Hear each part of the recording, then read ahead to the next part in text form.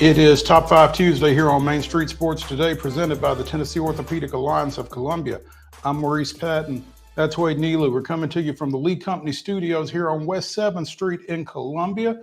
Be here with you for the next couple of hours talking about sports of local, regional, and national import. So stick around. We're looking forward to it. Hope you are as well. Wade, how's your Tuesday? Tuesday's off and running, my friend, and looking forward to a good show today. Anytime we get to talk with Chip, today will be a little bit sadder than usual, but anytime we get to talk with Chip, it's still fun.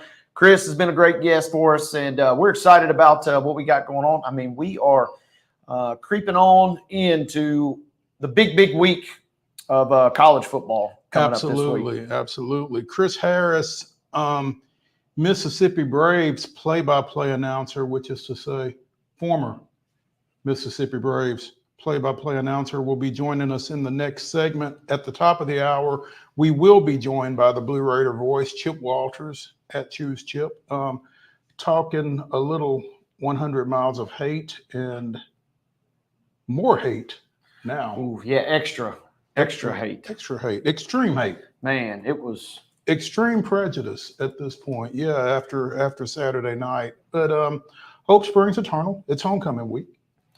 Homecoming week, chance to beat one of your former guys, Manny Diaz, coming back to town. So MTSU, as bad as Western was, you can right the ship a little bit with a win over Duke. It'll garner some feel good. Doesn't help you at all, obviously, in conference, but it'll at least garner a little bit of a good vibe to maybe get you back where you need to be. Absolutely. Again, homecoming week, big week. There's a lot going on over at MTSU this weekend in particular, and Chip will get us up to speed on all of that. We'll talk a little Braves, very little Braves. We'll talk a little Astros, a little Major League Baseball. Also, there was a Monday night football game last night, and I was just glad somebody from Atlanta could score. What a weird and wild game. I found myself asking myself, why am I watching this? And I still really don't know. I watched basically almost the entire game, and I still have no idea why I've subjected myself to that. Because of the end? The end was kind of cool, and it was unusual, and it was very unusual. It's unusual for a variety of reasons, but yeah, it was interesting. And now the Eagles got a lot of questions. Yeah, I think the Falcons still got a lot of questions. Nick Sirianni's got a lot of questions. Man, yeah, they let one get away big time, and what a wild game for sure. Yeah. They haven't won a game in the United States yet. I mean, think about that. It has been tough sledding for the Eagles. There you go. WNBA schedule tonight. If you are interested in the postseason mix, then you will be paying particular attention to a couple of games tonight because, again, 7 of 8 spots are decided, and tonight can go a long way toward deciding that final one. We'll talk a little bit more about that later in the show. And again, it is Top 5 Tuesday. In light, not so much of Memphis, Florida State, but maybe more in light of Toledo, Mississippi State, or Northern Illinois, Notre Dame, or some of the other odd outcomes that we've seen here over the first 3 weeks of the college football season. Wade and I will be giving you our top college football upsets. So I bet I know one that's on the list. I bet you do too. I bet I know one. Yeah. Yeah. Stick around for the final segment as we give you that. That'll be presented, of course, by Mid-South 5 Fitness. So again, college football upsets. Should be fun. That's what we're looking at over the next hour and 55 minutes. Let's go ahead and dive in right now with yesterday's results and today's schedule on the rundown. This is the rundown.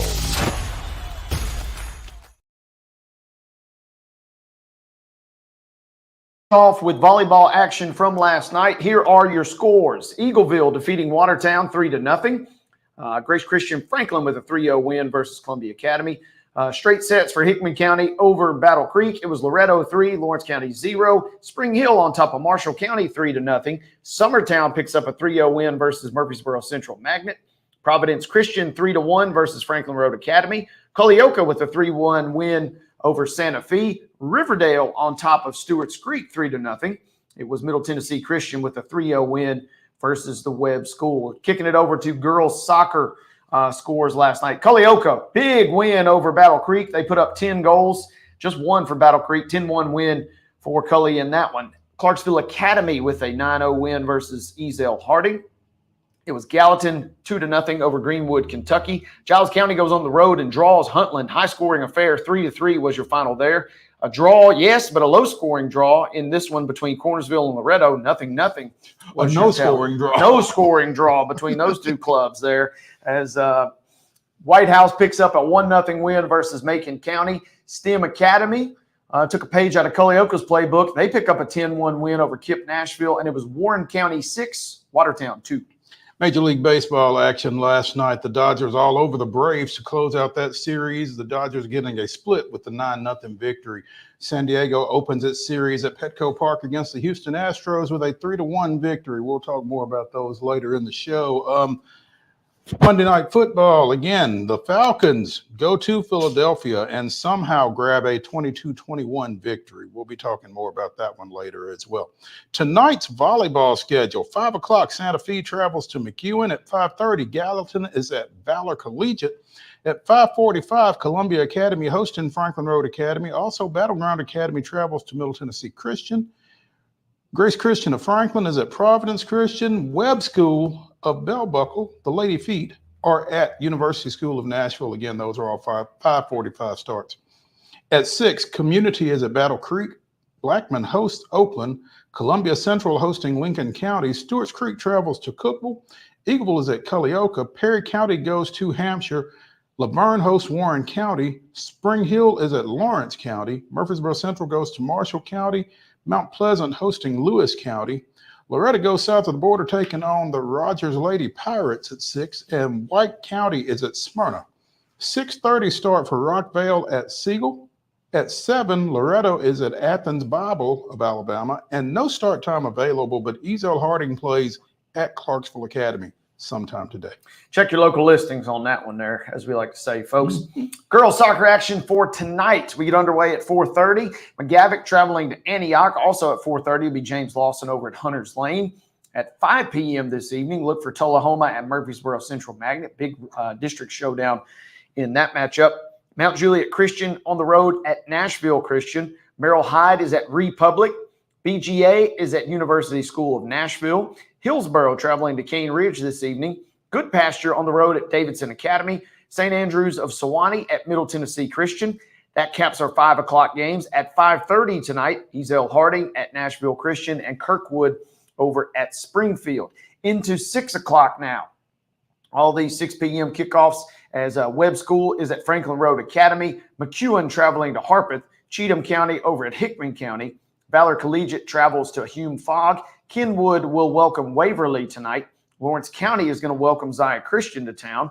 Cookeville is at Lebanon. It'll be Station Camp at Portland. Riverdale traveling to Rockvale tonight. Henry County at Clarksville Northwest at 6 p.m. Providence Christian at Columbia Academy at 6 p.m. Fairview traveling to Creekwood to close our 6 o'clock window. At 6:30 tonight, a trio of games. Watertown at John Overton. Father Ryan at Brentwood Academy, and Lipscomb Academy at CPA. At 7 o'clock, Green Hill travels to Blackman. Brentwood hosts Independence. Richland is at Culleoka. Mount Juliet goes to Franklin County. Clarksville is at Hendersonville. Columbia Central travels to Lincoln County. Summit is at Page. Centennial plays at Ravenwood. Siegel hosts Oakland. Shelbyville Central travels to Spring Hill. Smyrna goes to Stewart's Creek. Sycamore hosting Montgomery Central. Dixon County is at West Creek. East Robertson goes to White House Heritage. All of those, again, 7 o'clock starts. Time undetermined for Laverne at Wilson Central. Major League Baseball this evening at 5:40 at the Great American Ballpark in Cincinnati. It's the Atlanta Braves taking on the host Reds. And at you can see that one on Valley Sports South, by the way. And at 8:40, and this one will be televised on True TV. That's a new one. The Houston Astros and the host San Diego Padres continue their series out at Petco Park. The Sounds travel to Norfolk for a 5:35 start Central Time, final regular season series of the year for the Sounds. And in WNBA action, as we mentioned earlier, the New York Liberty is at the Washington Mystics. That's a 6 o'clock tip. You can see it on NBA TV. Also at 6 o'clock, the Minnesota Lynx are at the Connecticut Sun. At 6:30, the Chicago Sky is at the Atlanta Dream. At 9 o'clock on NBA TV, it's the Aces and the Storm. And at 9:30 on CBS Sports Network, it's the Phoenix Mercury traveling to Los Angeles, taking on the Sparks. Ladies and gentlemen, that is your rundown.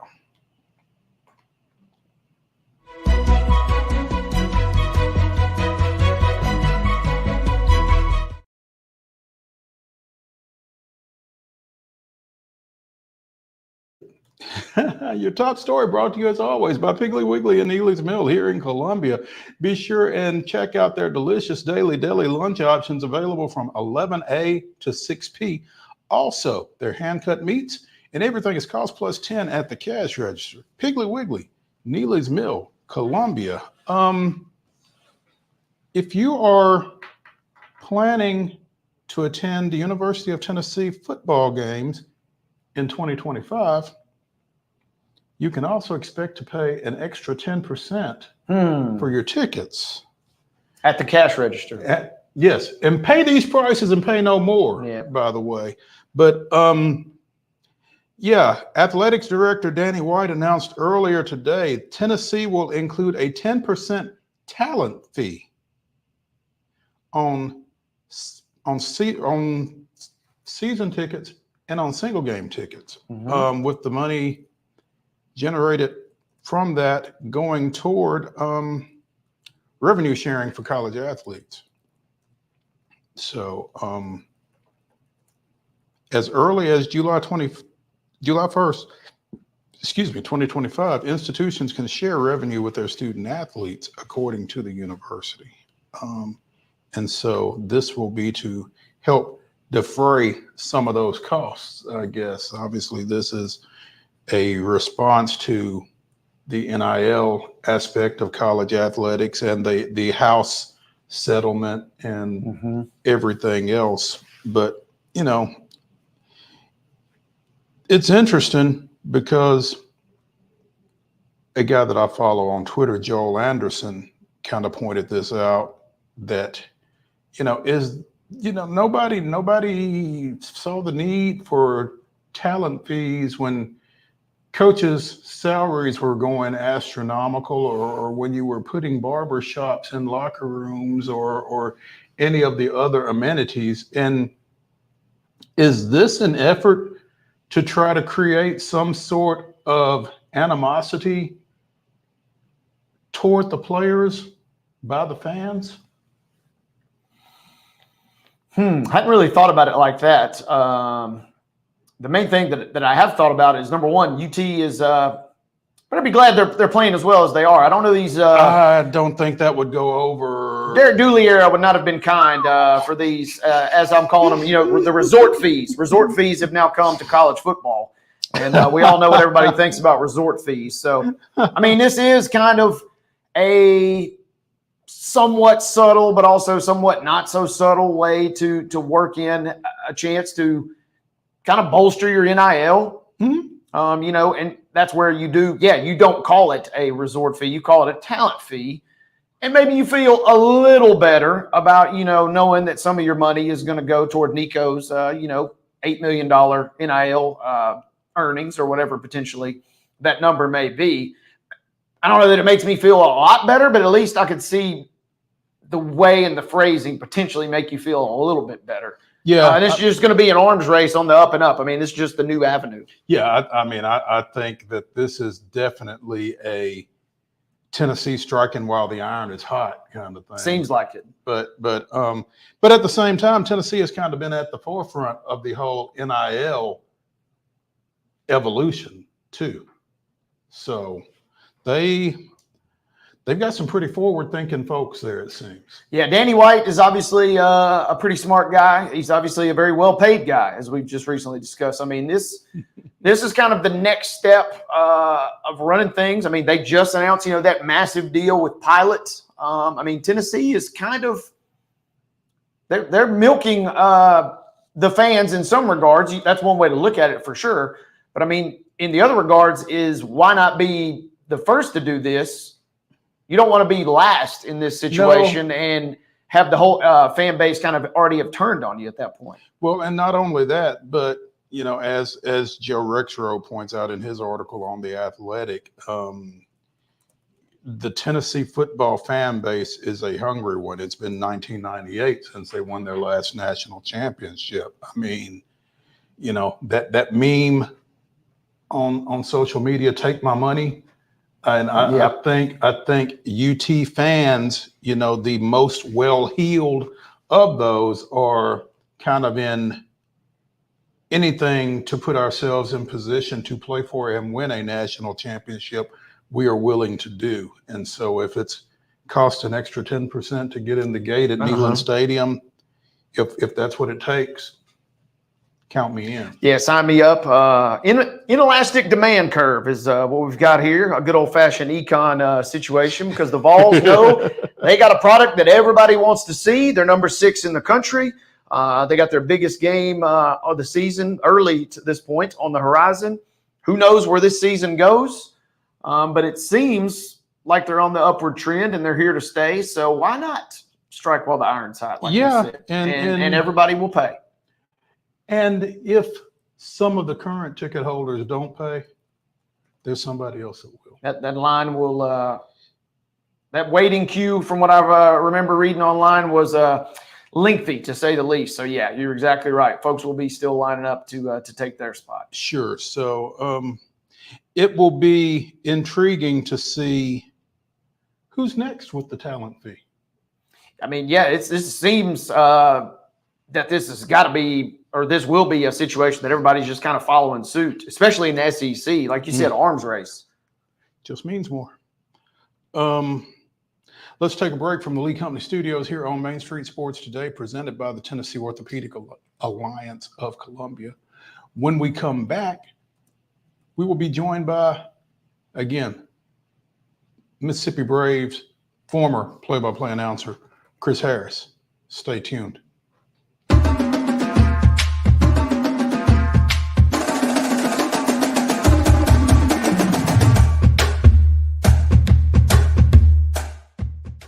Whether you're an athlete or a weekend warrior, when it comes to your performance, don't settle for anything less than excellence. We're proud to announce that Mid-Tennessee Bone and Joint Clinic is now Tennessee Orthopedic Alliance of Columbia, where we are redefining sports medicine and orthopedics. Tennessee Orthopedic Alliance's team of expert sports medicine physicians understands the unique demands of your body. TOA Columbia specializes in personalized orthopedic care, offering state-of-the-art treatments for everything from sports injuries to joint replacements. Learn more at toacolumbia.com. So Busy Bee is a very close-knit family. We fight just like every family does. We have arguments, but we always come out with a solution to the problems. We don't just fight about what we want, we fight about what customers need. We want to make sure that every customer we go to is more than satisfied. And that doesn't just start whenever we show up at their door, that starts when we show up every day at work. We want to make sure that we are serving our customers to the best of our ability. He shoots, and he scores!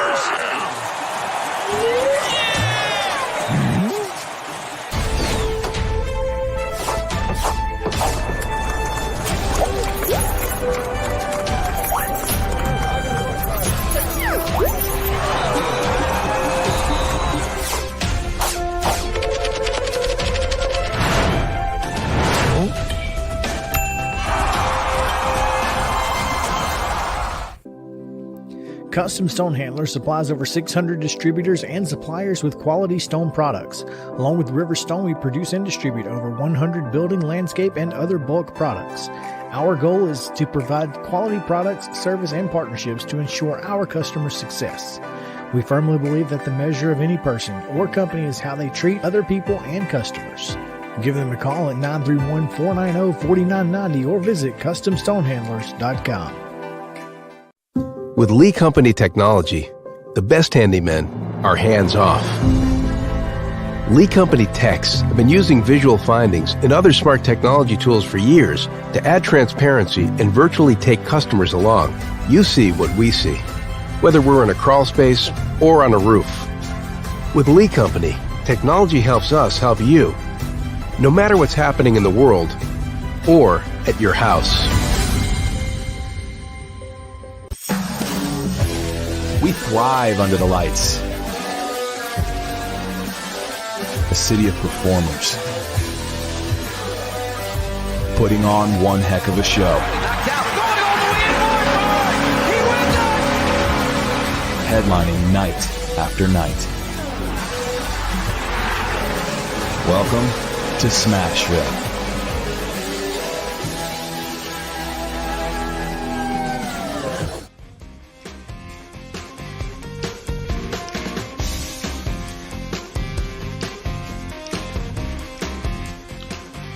Maurice Patton, that's Wade Neely. This is Main Street Sports Today, presented by the Tennessee Orthopedic Alliance of Columbia. We're coming to you from the Lee Company Studios right here on West 7th Street in Columbia, and we are anxiously awaiting the arrival of Chris Harris, who, who knows, might be in an interview right now. I'm not sure.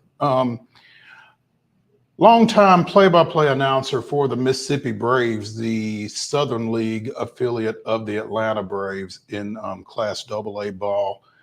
It was announced last offseason, I guess it was, that the franchise would be moving from Pearl, Mississippi, which is a Jackson suburb.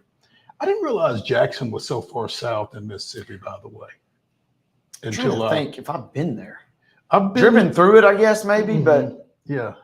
But they are moving from Pearl, Mississippi to Columbus, Georgia for the 2025 season. They've a little closer to home, per se. Yeah, and shoot.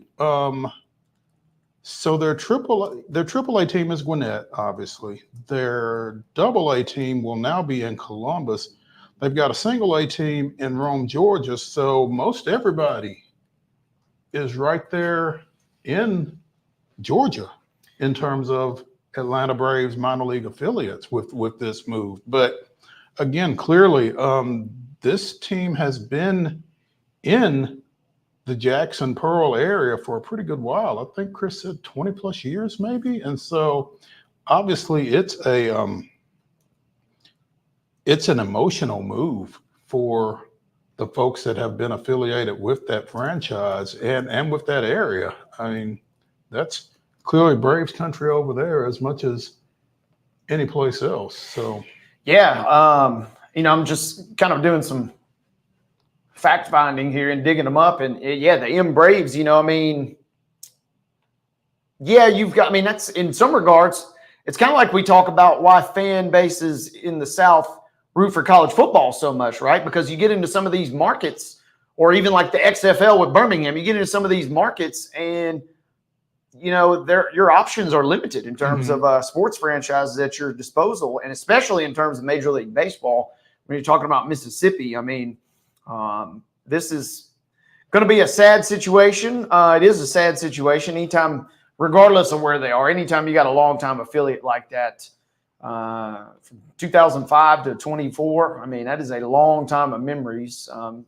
That will be kind of going by the wayside. It's tough, and it's tough when when people lose jobs. Yeah, and because think about it, there's been some local folks that have been there since the outset that have worked in some capacity, even as volunteers and stuff. That's the real unfortunate part. No doubt. So thought we had Chris. We lost Chris. Hopefully we can get Chris in here in the next little bit. But again, it's been a tough time over there. It's been a tough time for the Braves. We'll get into that in the next segment as well. But one of the things that I kind of wanted to talk to him about was what's he got going next, but two, who has he seen here over the last few years that he feels like can make an impact at the major league level for Atlanta that has come through Mississippi here while he's been in the play-by-play booth. So, looking forward to speaking with Chris. Chris, are you with us? What's up, guys? Hey, man, what's going on? Oh, just trying to do a little, I guess, relaxing a little bit after the final game, but it's been a busy couple of days, and just it's kind of hard to believe that after you play 140 games in 152 days or whatever it is, it's kind of weird to not have to get up and go to the ballpark. So it's obviously this year's been a little bit different, especially the last couple of days. There's been a lot of people, reaching out and a lot of different things happening, as this was our last season. So a little bit different this year, but you always try to catch up on some sleep and catch up on life, and a little bit more responsibility this year. I would imagine, and as a journalist, there's always something else to go to. So when baseball season's over with, we roll into something else. But as a play-by-play announcer, I mean, you're kind of closer to the players and the coaches type paradigm, just from the standpoint that, like you said, you've been rolling all these months, and now it just comes to an abrupt halt. I mean, what? You sleeping in, or what are you doing? Behind the scenes, yeah, I did. I slept in yesterday a lot. Didn't quite sleep in as much today, but with my job responsibilities, it's honestly the 3 hours of play-by-play a night are sort of the most low key of what my job is. I take care of all of our social media, do all the PR, media relations, do most of our graphics. So there's a lot of different responsibilities, and I'm certainly not cashing it in right now because there's a lot of things I'm working on, some video projects to do some things to close out the franchise, and there's always some things that you want to kind of bookend, or at least dot the T's, cross the T's, dot the I's on your post game notes and things like that.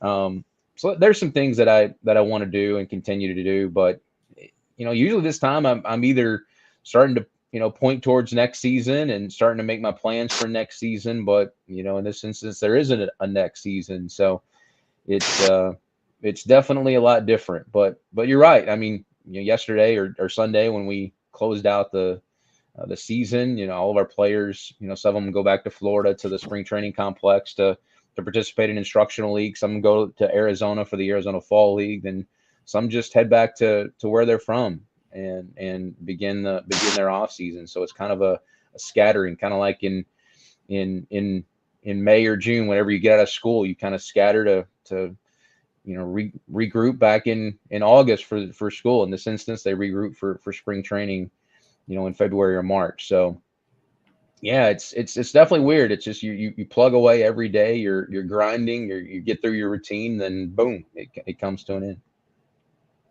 As quickly as it kind of sneaks up on you. Chris, right before you joined, Mo and I were discussing, kind of just walk us through, if you would, the range of kind of emotions from the local community, and, kind of the impact with the move, kind of that void that will be there now. Kind of what is the status, if you will, of the community with you guys getting ready to pack up? I think it's kind of like the stages of grief. There's every one of those, and I've always been one that I'm very, very open, wear my emotions on my sleeve. I mean, you have those moments of denial, you have those emotions of anger and just sort of a depression. Then you sort of come to the acceptance, and you have to move forward. And I think that's kind of like the entire community. I think over a 20-year span, and of course I sort of went through this with a team in Jackson, Tennessee. I was there for the final few years, but I was there towards the end of that run. You could sort of see, a franchise who, the attendance had started to lapse a little bit. And, after a period of time, a lot of times it does do that. I mean, you have your certain franchises that are able to not have that happen. But, I'm not saying you saw the writing on the wall. You certainly didn't, because I thought this community still really supported this team. But you started hearing rumblings, the past couple of years that it possibly could happen. And I think, what's really cool was the last 2 days, our last Saturday and Sunday, we had about 10,000 on our last Saturday and Sunday combined, which was phenomenal. I think a lot of people just wanted to experience it one more time. 2005. I mean, think about 2005. Where were we back in 2005? A lot of people were, probably, like kids, and they wanted to come back and experience it one more time. So, while there has been a lot of anger, there's been vitriol. I think towards the end, there was a lot of, I just want to, feel the excitement. I want to see the Braves logo on the field one more time, and I think that was sort of the case. And yeah, and that's one thing too for me. I mean, to be able to see. I mean, there will never be a Braves logo, the actual Atlanta Braves logo, on a jersey for a Braves minor league team. I mean, you go back to the Danville Braves, the Greenville Braves, the Richmond Braves, Macon Braves, when they went to Gwinnett, the Gwinnett Braves, now the Mississippi Braves. There'll never be another Braves logo on the field for the Atlanta Braves. So a lot of nostalgia, a lot of going through old items in our storage closets that we honestly knew never existed. That was the question I was going to ask too, Chris. What happens to all the merch? Does that get where does that go? Who ends up with that? That's in the part of Chris's apartment that we can't see on screen right here. Impromptu storage closet at the moment.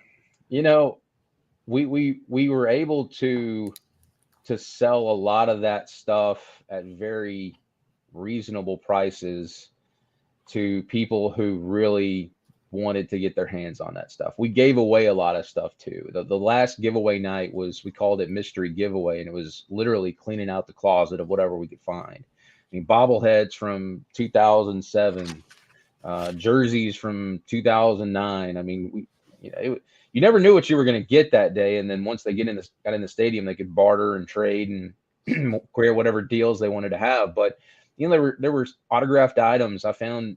We found autographed items from teams back in 2006, 2007, and had to go back and look at Baseball Reference to figure out who some of these, autographs were, because you couldn't read the name, but you could read the number or make out the number.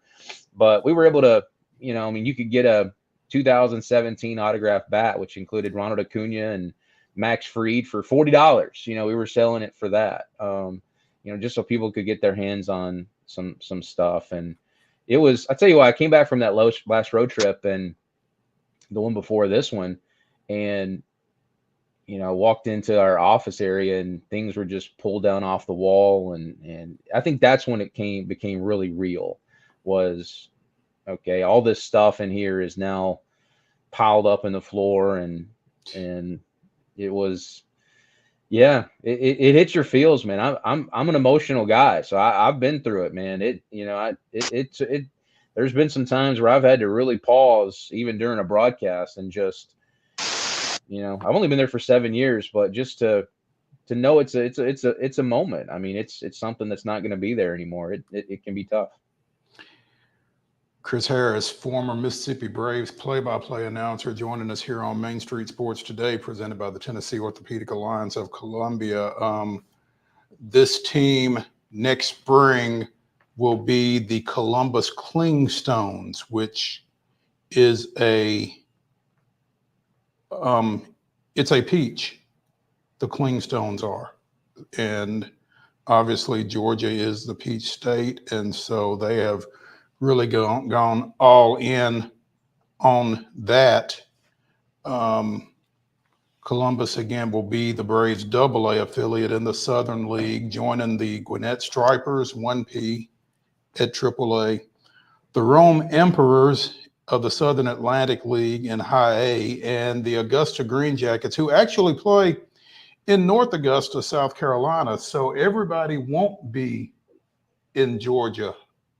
But 3 of the 4 teams are, and 1 is just across the border. But, that's aside from ripping a team out of its former location where it's been for 20 years, it's an interesting situation for the Atlanta Braves to have their 4 non-rookie league affiliates all within driving distance, I guess. Yeah, and I think that's something that was part of this. I mean, I think I don't know if it was 100%, but I think it was probably 80-90% of one of the main reasons. I think Columbus, obviously, they really made a huge effort, and you got to credit them for putting out $50 million towards improving Golden Park and where they're going to be. I mean, they deserve a ton of credit for that. But for Atlanta to have, I mean, you could be an executive for the Atlanta Braves and you can get to all their affiliates within 3 hours. Helps out for player movement, transactions, rehab assignments. I mean, you not only can look for where two teams are at home to send a guy. You can look at now all your full season minor league teams. So it's a huge. I mean, it's it's an abundance of riches. I mean, look at some of the teams in Major League Baseball that have teams. I remember when I was in Jackson, Tennessee, the Mariners affiliates. You could go to Tacoma, Washington, to Clinton, Iowa, to Adelanto, California, to Jackson, Tennessee. I mean, you had to really circumnavigate the entire country. So for them to have all their affiliates there is huge. This will be the first minor league team in Columbus since 2008 when the Columbus Mudcats shut things down. I guess they were in the South Atlantic League as well in Class A, but it's a big deal for them. But obviously this is a tough situation, as I was mentioning to Wade before we got you on. People losing jobs, and that's kind of something that I'm a little sensitive to. But what's in the offing for you right now? Yeah, Mo, I appreciate you. You're a pro and everything, but I consider you a good friend too, and you've been great to me, and certainly what it's like to be in this industry, and you learn that it's a business at the end of the day, and you're part of a corporate structure that not necessarily can be the most warm and fuzzy at times, but yeah, there's for all of our non-leadership positions here in Pearl, we were given an end date, and we're all kind of looking for our next adventure, whatever that might be. And we obviously, everyone has put feelers out and trying to figure out what's next for us. There is some potential news of there is going to be a new Frontier League expansion team coming into Trustmark Park for next year, but I think it's still at a very infancy stage where in the next few months they're going to be trying to fill out, what they want to do here. So, for me, it's a little bit of a, I gotta figure it out pretty quickly. What's next for me in this industry, and for minor league baseball. November, December is sort of the time when there is a lot of movement, but I've talked with our manager a lot. He and I have had some great interactions this year, and we're both faithful individuals, and we always say, God's got our back, and whatever that plan is for us, it's going to be a nice finish to our story. But I'm just so thrilled. Like there were some chances for me to move on from here, to not finish this season, and because there was some tough times. I mean, anytime you're in the last season of a franchise, you're not getting any resources. I mean, you need a new stapler. I'm sorry, you can't have it. ain't got time for that, or the budget for that. So go get you some paper clips. Yeah.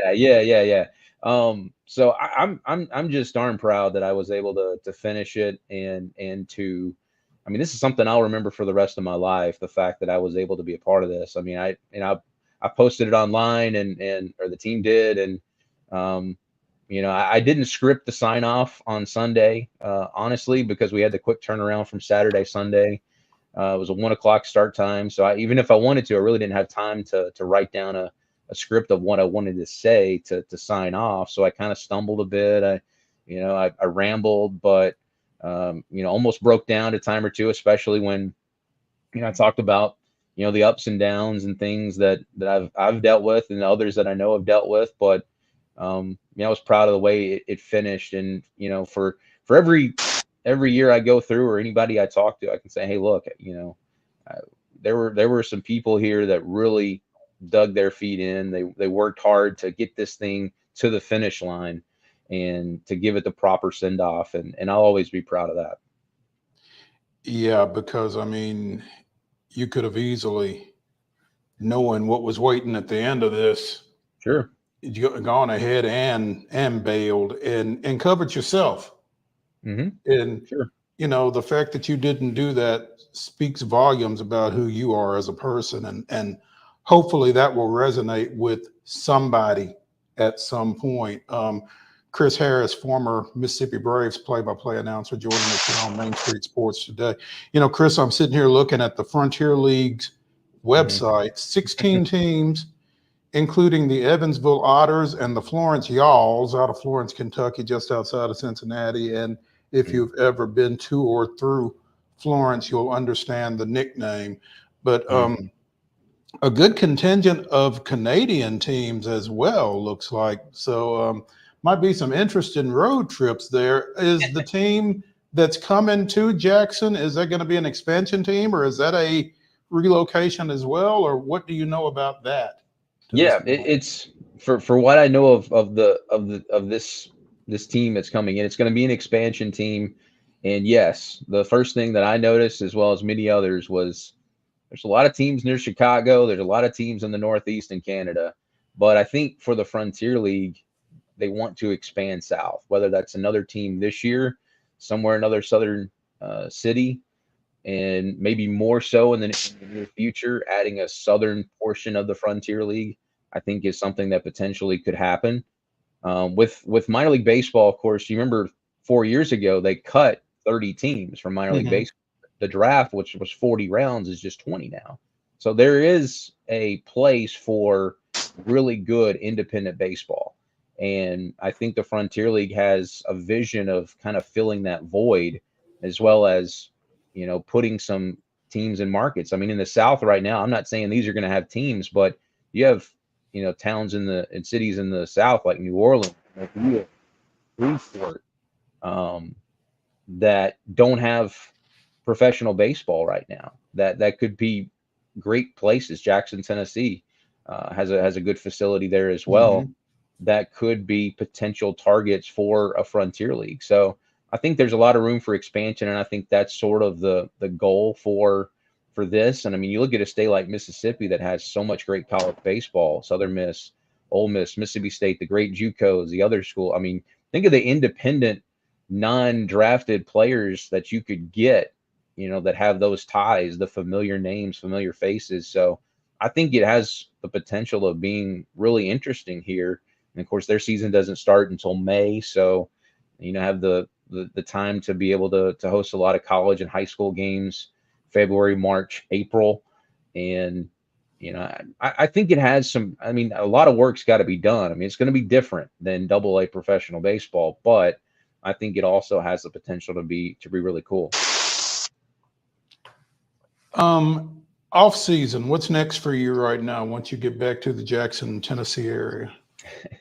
I'm looking forward to seeing my folks. I'm still a bachelor in this world of professional sports, but my mom and dad are getting up there, and I think anybody that knows me knows how important they are to me. My mom was diagnosed with Alzheimer's recently, and I'm looking forward to getting up there and seeing them and kind of taking some of the burden off my dad. And things happen for a reason, and I think gives me a chance to kind of slow down a little bit. I'm still working down here with my friends over at Southern Miss, John Cox, who's been the voice of the Golden Eagles for many years. I always fill in it for him during his football to holiday time. So I'm going with the Southern Miss men's basketball team on a trip to South Dakota and to Montana, I think in November, December. So some nice warm climates. John didn't want to make that trip, huh? Hey, I can't say anything because he let me go to Cancun a couple years ago with him. So I can't say anything about that. Hey, do us a favor. Tell Jet Montgomery we said hey. I will do the it. freshman guard from Independence. Yeah. Mhm. So yeah, be Yep. sure and tell Jet we said, hey, before we let you go, who did you see this year in Pearl that we need to know about as Atlanta Braves fans? Just for the Braves. Yeah. Well, I mean, you know all about Spencer Schwellenbach. Yeah, we do. Yeah, you know, the We state saw of Nacho. Obviously, we Yeah. know about Drake Baldwin, but was there anybody else that is going to be a mover and a shaker? You know, there are position player wise, it's tough for me to really pinpoint one person right now. Pitcher wise, you know, I really think there's two guys that you should really keep your eye on, starting pitcher wise. One is Drew Hackenberg. You probably heard that name. Christian's brother? It is Christian's brother, one of the 4 Hackenberg brothers that are playing pro sports. Oh wow! One's playing in the MLS, one's playing in AAA for the White Sox, and of course Christian, and so that's a pretty good family. That's But impressive. he had a 16 strikeout game for us this year, and just has some really good stuff. I don't know if he'll make it up, you know, late this season or next year, but I think he's a guy that at the beginning of the year next year would have a chance. Lucas Braun is another guy who, you know, he had 5 double-digit strikeout games for us down the stretch. I think those are 2 starters. Braun, I think, has the potential maybe going to the bullpen too and being a late inning guy, but both have mid-90s fastballs, can touch, you know, 96, 97, and then, you know, have all the other stuff too. I mean, for Braun, he throws for Hackenberg, he throws a 95-mile-an-hour sinker. For Braun, he throws a slider and a splitter along with that good fastball. So those are 2 guys that are in that 22-year-old range that I think could be the next wave. Awesome. Chris, we appreciate you taking some time with us. Look forward to seeing you when you get back up this way. Wishing you the best in terms of what 2025 on the diamond has to offer for you, and we'll catch up with you soon. Man, I appreciate you guys. Thank you, Chris. When we continue on Main Street Sports Today, presented by the Tennessee Orthopedic Alliance of Columbia, we'll talk a little bit more Braves and some other baseball. Stay tuned when we come back to the Lee Company studios after this.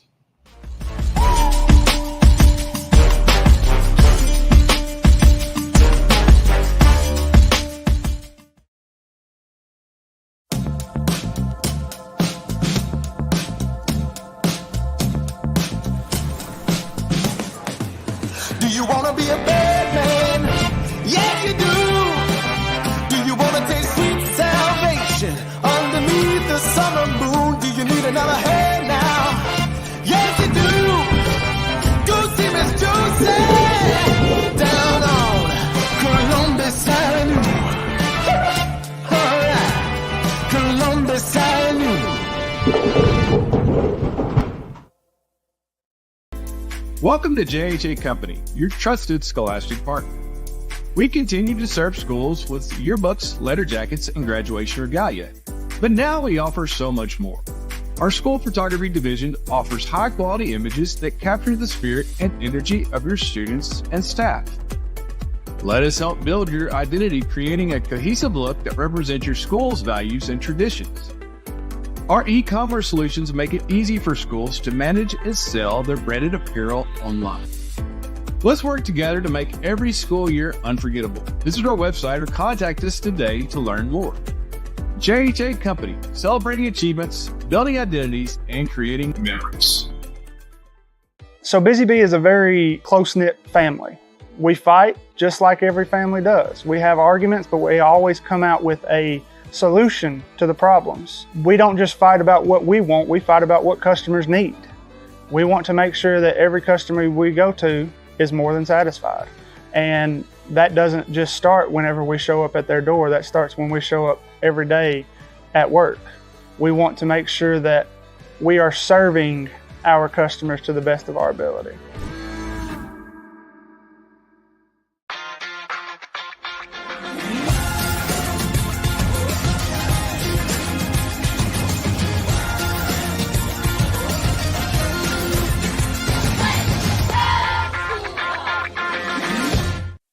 With Lee Company technology, the best handymen are hands-off.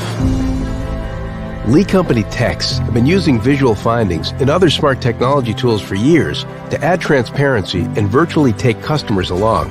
You see what we see, whether we're in a crawl space or on a roof. With Lee Company, technology helps us help you, no matter what's happening in the world or at your house. Whether you're an athlete or a weekend warrior, when it comes to your performance, don't settle for anything less than excellence. We're proud to announce that Mid-Tennessee Bone and Joint Clinic is now Tennessee Orthopedic Alliance of Columbia, where we are redefining sports medicine and orthopedics. Tennessee Orthopedic Alliance's team of expert sports medicine physicians understands the unique demands of your body. TOA Columbia specializes in personalized orthopedic care, offering state-of-the-art treatments for everything from sports injuries to joint replacements. Learn more at toacolumbia.com.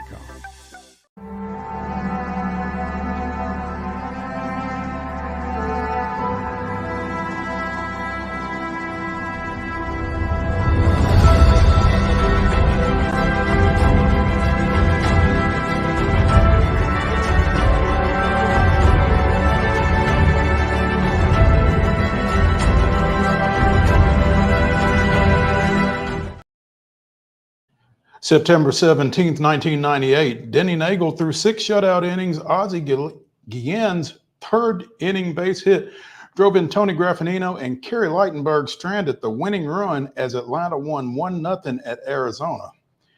With the victory, Nagel improved to 15-11, becoming the Braves' 5th 15-game winner. Nagel, John Smoltz, Greg Maddux, Kevin Millwood, and Tom Glavine became the first quintet to each win 15 games since the 1930 Washington Senators accomplished the feat with Bump Hadley, General Crowder, Lloyd Brown, Furpo Marbury, and Sad Sam Jones. That was this day in Braves history. Wade, I know you're familiar with Sad Sam Jones. You know, enlighten me. He was one of 5 15-game winners for the 1930 Washington Senators. I'm learning that now. Yeah. That's the extent of my knowledge on Sad Sam. These are some all-timers on here. Bump Hadley, General Crowder. General Crowder. Yeah, I mean. Yeah. That's good stuff. Nice catch. Dodger time. I was looking at Furpo Marbury is what made my pen fly out of my hand right there. Dodgers 9, Braves nothing last night, and I did not watch till the end. It got to the point where it was just unwatchable, especially considering the Braves stranded a leadoff double and a leadoff triple early, while the game was still, undecided. Atlanta went 0 for 12 with runners in scoring position. 9-0 after a 9-2 victory in which the Dodgers scored, 7 runs in the top of the 9th on Sunday night, led to an ugly split of the 4-game series after the Braves won 6-2 and 10-1 in the first 2 games. And again, if somebody had told me Thursday, if somebody had told me Friday during the day, whatever, Braves Dodgers are going to split. So cool. But it's the way you got there. Yeah. And it's when you lose 9-2 and 9-0, it sounds crazy to say. Braves could have swept that series. Yeah, it sounded like it was there for the taking. And you got great starting pitching in all 4 games. Well, great may be a stretch for last night with Max. The Dodgers scored their first run on a wild pitch. But Max probably had the worst start of the 4. But, I mean, they gave up, I think I saw the starters gave up 4 earned runs in 24 innings. So, I mean, you'll take that and you'll take your chances. This offense, and it struck me in the middle of the night last night for whatever reason. Right now, the Braves offense is like trying to start a fire with wet wood. Oof, yeah. I mean, can't do it. There's just too many holes, I think, in this offense. I think that the injuries are finally starting to catch up. They're talking about Ozzie may be back before the end of the regular season, I'm almost not sure it matters. This team, as constructed, is not a playoff team. I mean, all due respect to Ramon Laureano and Gio Ursula and Whit Merrifield and Kevin BGO and and the list goes on. You know, Jared Kelnick. I think Kelnick's the only one that started the season with the Braves out of those that I just named. But I mean, when you are claiming people off waivers and signing guys off the street, as they like to say. Yeah, exactly. As they say in football in particular, you know, signing guys off the street, stashing them at AAA and then bringing them up, that kind of thing, you know, that's not a recipe.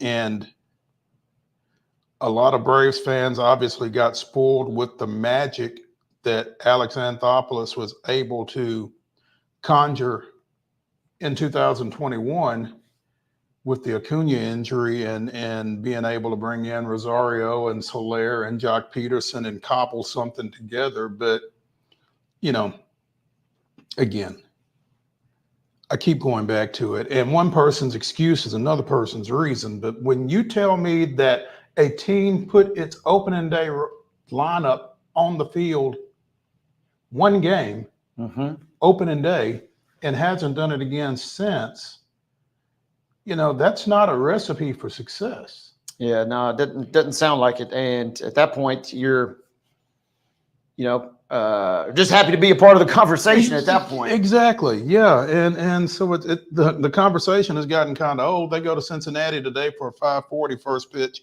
Grant Holmes, because Ronaldo Lopez is on the injured list. Grant Holmes getting the start, 2-1 with a 3.79 ERA. Brandon Williamson, no wins or losses, a 2.08 ERA starting for Cincinnati in this one. Again, 5:40. You can see it on Valley Sports South. Houston dropped a 3-1 decision out at San Diego last night, but Luis Arias had a string of 141 consecutive plate appearances without a strikeout snapped by your boy Arrighetti. Yes. So kudos to him. I don't know if he took the loss in that one or not, but yeah, it took a big old L. And Yu Darvish, after I joked about him, you know, in 2017 getting tuned up by the Astros in the World Series, he got the win. Good win. San Diego is going to be a fun team to watch coming down the stretch. So much of that division, you know, is focused on the Dodgers, but San Diego's probably going to win, you know, 90 plus games easily. Sitting here at 86 and 65 now.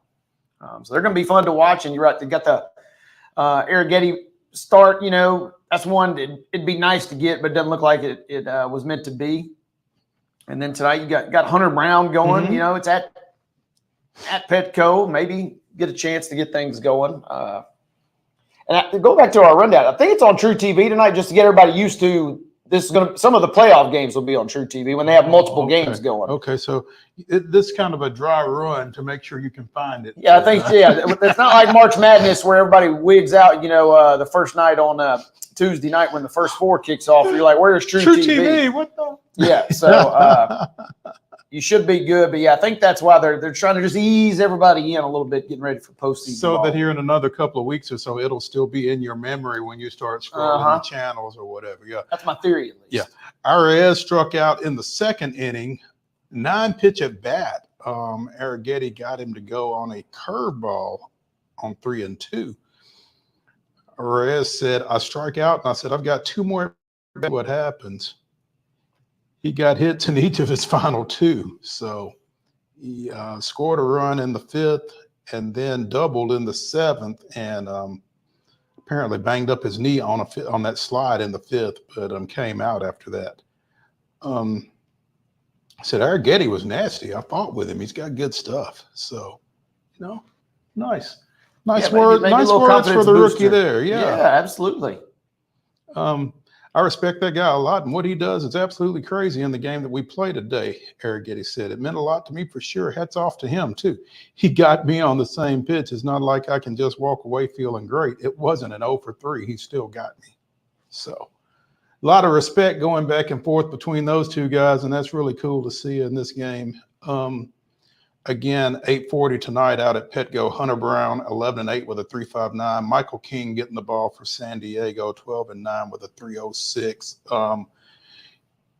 We're right at the top of the hour, but two things we need to mention. One, if Houston hangs on to the AL West, this will be their 7th straight division championship. It's no small feat.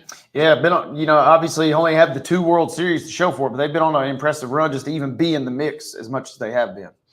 3 different managers accounting for those 7 championships, by the way, going back to A.J. Hinch to get things started and his interesting departure. The Chicago White Sox, 36-115 coming into tonight's play. They have 11 games left, starting against the Los Angeles Angels of Anaheim. The White Sox need to win 7 of their next 11 to keep from matching the New York Mets.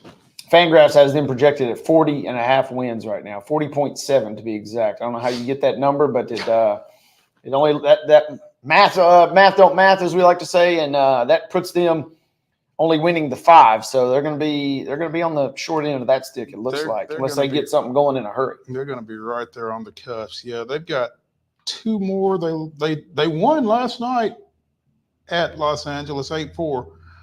They are at the Angels tonight and tomorrow afternoon. Then they go to the Padres for 3. They host the Angels for 3, and they finish up against the Tigers for 3. I don't think there's 7 wins in there. Sure doesn't seem like it to me, at least. Yeah. Stay tuned. We'll let you know. Our number 1 of Main Street Sports Today, presented by the Tennessee Orthopedic Alliance of Columbia, is in the books. When we return to the Lee Company studios after this break, we will be joined by the Blue Raider voice, Chip Walters. Stay tuned.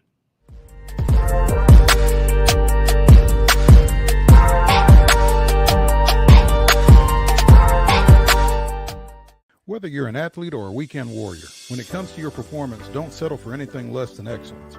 We're proud to announce that Mid-Tennessee Bone and Joint Clinic is now Tennessee Orthopedic Alliance of Columbia, where we are redefining sports medicine and orthopedics. Tennessee Orthopedic Alliance's team of expert sports medicine physicians understands the unique demands of your body.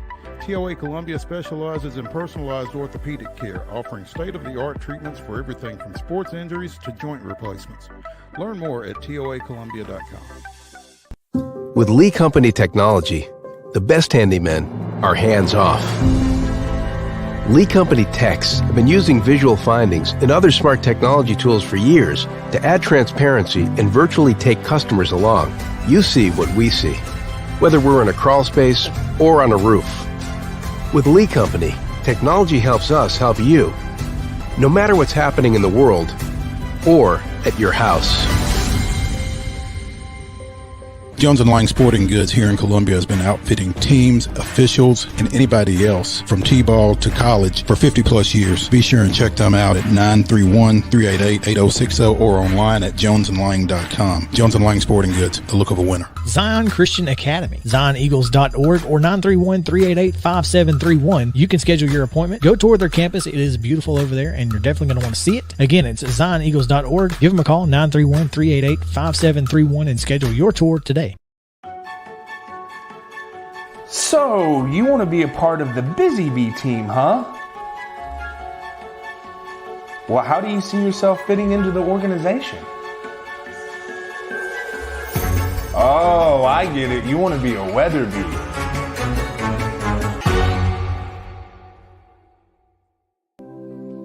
Custom Stone Handler supplies over 600 distributors and suppliers with quality stone products. Along with River Stone, we produce and distribute over 100 building, landscape, and other bulk products. Our goal is to provide quality products, service, and partnerships to ensure our customers' success. We firmly believe that the measure of any person or company is how they treat other people and customers. Give them a call at 931-490-4990 or visit CustomStonehandlers.com. Piggly Wiggly, located in Neely's Mill Shopping Center, is Columbia's locally owned and operated Cost Plus 10 grocery store dedicated to serving the community with low prices and smiling faces. Piggly Wiggly offers fresh, hand-cut meats daily as well as daily hot plate lunches from their deli counter. You're certain to see smiling faces and a helping hand when you're here at Piggly Wiggly. Come by and check out our fresh produce, high-quality meats, and more. Down home, down the street, we'll see you at the Pig.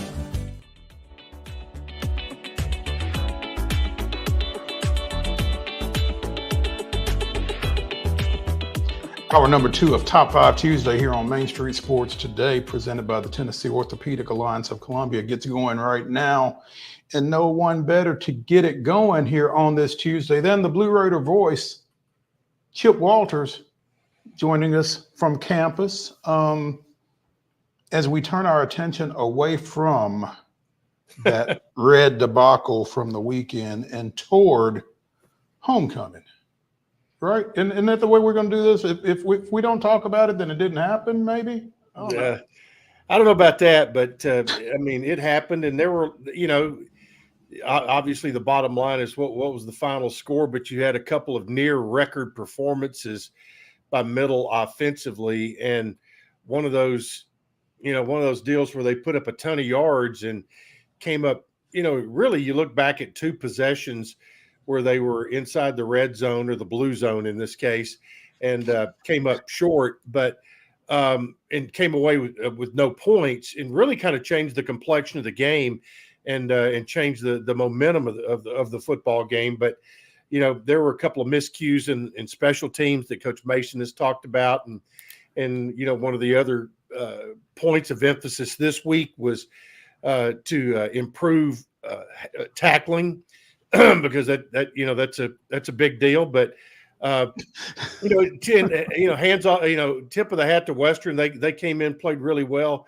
When TJ Finley got hurt, Caden Veltkamp stepped right in. Nothing changed about their offense, and and it's not like that was the first time he'd ever picked up a football. He had in the bowl game last year after Austin Reed had declared he was going to not get himself hurt and not play in the bowl game, that Veltkamp stepped up and was 38 of 50, and it looked like he looked like he continued right along there. So I don't know what TJ Finley's outcome is after the injury. It didn't look good. He wasn't putting any weight on his right leg, but Veltkamp certainly earned all the kudos coming his way. And I think Western kind of let everybody know that they're back, and right now everybody in Conference USA trying to feel their way through and figure out who is who and who is what. And Liberty may not be quite what they were a year ago. Western may be a little better than they were a year ago. It's there's still a ton of football left to be played, including for just about everybody 7 conference games. Yeah, Chip, you're talking about Caden Veltkamp. Well, 2 things. Number one, those blue zone, as you aptly put it, turnovers were backbreakers. And that interception, I don't know that I've seen kind of a flukier play, as the wideout kind of bobbled it, and DB was just right there, diving to the ground, able to get it. But Mo and I were talking before. By the way, the replay on that, Western did a really good job of getting out there and snapping the ball, because television showed the replay a few times after that, and it was kind of not so fast, my friend. That one got some turf. So that one was going to get overturned then, huh? I'm not saying that. It might have been, but I think it would have certainly. I'd like to have seen it looked at. I'll just say that. Mm-hmm. And I was rooting for a safety, holding in the end zone at that point for Western, because they were in there, at least maybe get the momentum back. But on the other end of that, Mo and I were talking, we were going about Finley and the injury. I know this is probably not the case, but at what point does MTSU, especially the defensive side, say, "Hey, we weren't really expecting to see this guy at all"? And how much of that, if any, was a shock or surprise? Because he goes 27 of 30 for almost 400 yards and 5 touchdowns. Well, and that I think a big part of that is, what Derek talked about is getting receivers on the ground, and they're easy targets when when they run free. The other thing he talked about, and I asked him about, what did it change? And he said it really changed nothing about their offense. And Veltkamp, like I said, he kind of picked up where he left off during the bowl game last year, and he and Finley were in a battle all the way through spring ball and fall camp until Finley was named to the job. And you never know what promises were made when somebody's coming out of the transfer portal, but I would imagine that Veltkamp is going to get the start at least this week, because I'd have a high level of doubt that Finley was going to make it back from a health standpoint. But you never know, and see where it goes. But might be a little Wally Pipp situation in Bowling Green. Yeah, with a performance like that, I'd say within your right. And Chip, the game kind of gets away from MTSU, obviously. But what do you make of the offense of numbers that we saw from MTSU, especially Omari Kelly, who had almost 250 yards receiving with less than 10 catches Saturday night? Well, what I make of it is you've got to finish drives. And you talk about the two inside the 10-yard line or inside the red zone. I mean, you could make a case that it should have been 14-14 or 21-14 at the worst. And, that changes the complexion of things going into the second half, and you're not having to play catch up quite as much. But, that's, ifs and buts or candy and nuts. You'd all have a Merry Christmas. But what it told me was that they were resilient. They continued to play. Nick Vattiato came up. He was 3 yards shy of Wes Count's single game record of 459 yards against Idaho in a game where Middle scored 72 points.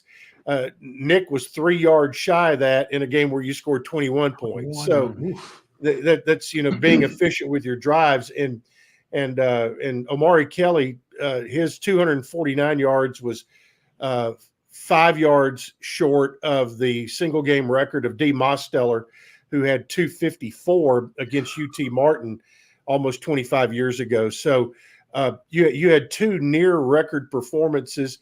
The other thing that came out of that is, they're continuing to find playmakers. Holden Willis had 4 catches, 74 yards.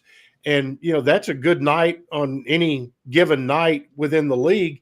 But the Blue Raiders still had an awfully tough time running the football consistently. And, is that because you've got 2 offensive linemen out, 2 offensive line starters, or you've got 2 running backs out? Is the problem defending the intermediate passing game? Is that because the last 2 offenses you faced may be 2 of the better offenses in the entire country? Or is it because you have 2 starting linebackers out who have defended the pass very well in the past? So, Middle has a bit of a mash unit going on right now, and went from being kind of an old starting lineup to a very young starting lineup. And, one of the other oddities in all of this, guys, is that here you are in a game you lose 49-21, and you have 2 guys who make the Pro Football Focus National Team of the Week. Omari Kelly was one of those for the Blue Raiders, and also an offensive lineman, Simon Wilson. They were the guys who graded out the best at their positions in the country by Pro Football Focus. So just it was a game that did have some oddities in it, but again, kudos to Western. They came in and brought their A game with them, no question. Chip Walters, the Blue Raider voice, joining us here on Main Street Sports today, presented by the Tennessee Orthopedic Alliance of Columbia. WBKO, the ABC affiliate in Bowling Green, is reporting that Western Coach Tyson Hilton says quarterback TJ Finley will be out for, quote, several weeks with a lower leg injury. Yeah, it had the look of a high ankle sprain or something of that nature. But defender came down, taking him down with his full body weight onto Finley's leg. According to this, Finley threw one more pass for 22 yards before leaving the game, and the rest is history, basically. So, again, enough about that. I hate losing the Western. What do we take out of that other than finishing drives into homecoming against Duke Saturday? I think that's it. I think you know, the coaches are going to spin things to their guys. Number one, make corrections where corrections are needed. Probably reevaluate, you know, with what your personnel are, how you handle goal line situations. You know, you always, I've never met a coach that didn't want to, you know, well, let's be, you know, masculine here and run it between the tackles.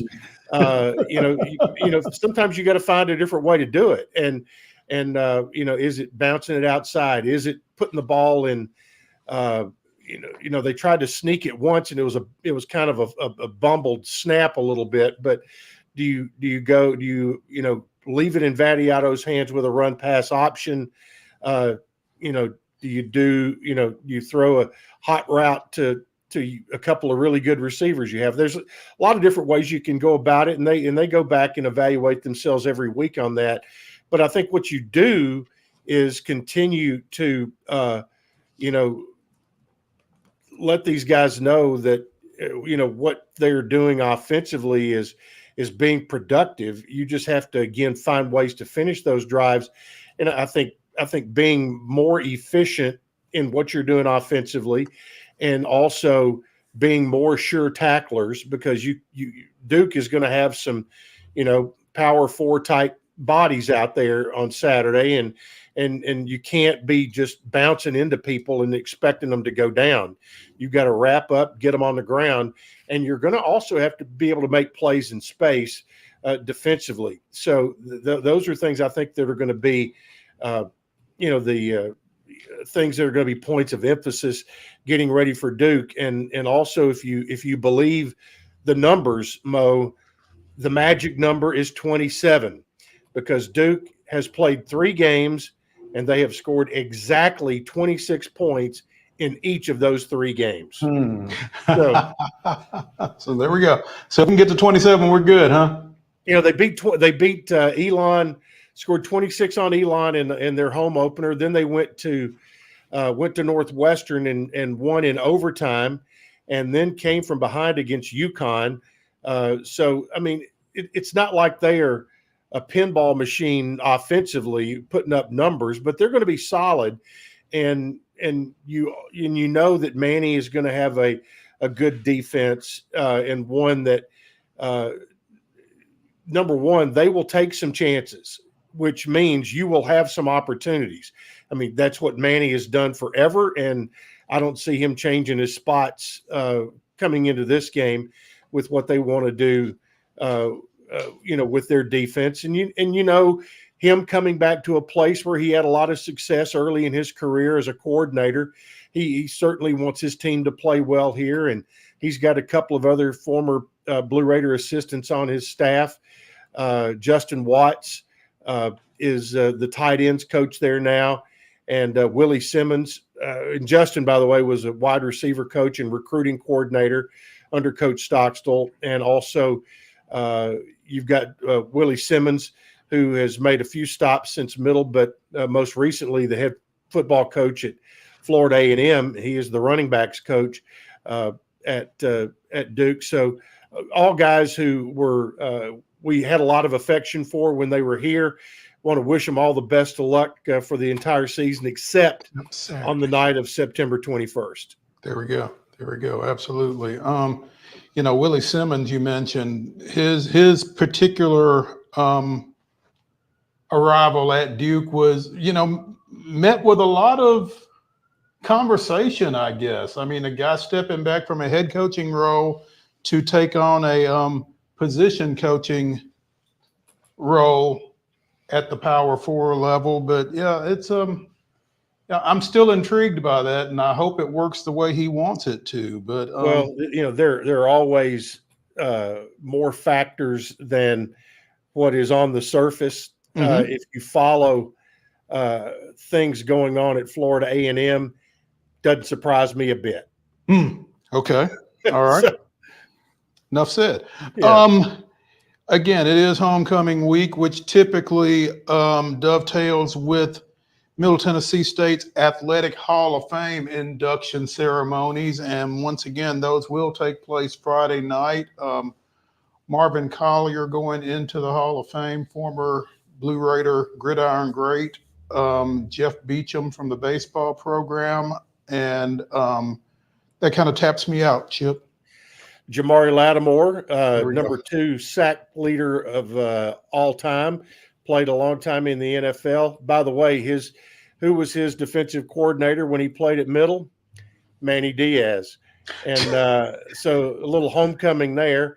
So no pun intended. So will Manny be showing up Friday night? Will Manny be showing up Friday night? I don't know. I know Manny knows about it, so I don't know whether he's going to. I doubt he will show up for the induction, but I'm pretty sure they will have an opportunity to get together before the game on the field Saturday. But the other two, you've got the all-time leading scorer and rebounder in women's basketball history, in Ebony Rowe, who's going in, a first ballot Hall of Famer. And the all-time winningest men's coach at Middle, Mr. Coach Kermit Davis, will be going in. All I will say is get to the James Union building early. I mean, that's a big room, but there will be limited seating, and this is a very, very, very popular class that is being inducted. And there's been unprecedented questions about no tickets are needed. It's first come, first served. There will be some tables, reserved for the inductees' families. But as far as friends and followers and all of that, it'll be standing room only Saturday night. And matter of fact, I had a chance to talk to Kermit for about an hour last night and record an interview with him that'll be on my roundtable show in the morning at 9 a.m. And he has a real true affection for Middle, the mid-state area, Murfreesboro, and he says that that's where we raised our kids. He goes, for 16 years we raised our kids there, and he goes, that's always going to be a special place, and we'll always have special friends. So I hope you get a chance to listen to that. It'll be podcasted as well. But, I look forward to all those inductees and their speeches. It's really the Hall of Fame induction ceremony has been terrific. And you think about it, 110 years of athletics, and there's about 180 people before the group going in this week, about 180 out of 110 years. So it's a pretty elite club to be in, and it is not the hall of the okay, it is the hall of the great, and there are 5 greats going in this week. Chip, I don't know how you could ask, and I don't know what the response would be if anyone ever did, but do you think there's any regret on Kermit's part leaving Middle? Well, I asked him, and that was right near the end of the interview last night. Yeah, that's when you ask it. Yeah, and I said, take me through the decision process and all of that. And he goes, and he said, Chip, I had to go. He goes, I grew up in it. He goes, I had to find out if I could do it, in that conference and in that level. He goes, and he made a very strong point. He said Middle Tennessee did everything within their power that they could do to keep me and my family and my staff at Middle. He goes, I have no regrets of making the decision. He goes, but he goes, it was just something I felt that I had to do. And I get that 100%. Yeah, I do too. And I mean, he was also one other thing he talked about. He goes, I was really honored to have a lot of input on who followed him at Middle. He was a big Nick McDevitt fan. They crossed paths, actually, believe it or not, in Alaska at the top of the world shootout, and Middle ended up beating Nick's Asheville team by 2, and that was when Reggie was playing. So he liked what he saw there, and just kept telling Chris. I said, here's a name you need to look at, I think Nick and his family have been terrific folks to be around, and I think he's going to have a pretty doggone good team this year. Went to practice the other day, and a matter of fact, I think the winner, as long, and again, the evergreen caveat of as long as they stay healthy, I think both of these basketball teams are going to be really good. And I'm sure you guys may have the opportunity to have Nick and Rick on at some point leading into basketball season and talk about those squads. But they both got some looks like strong teams to me.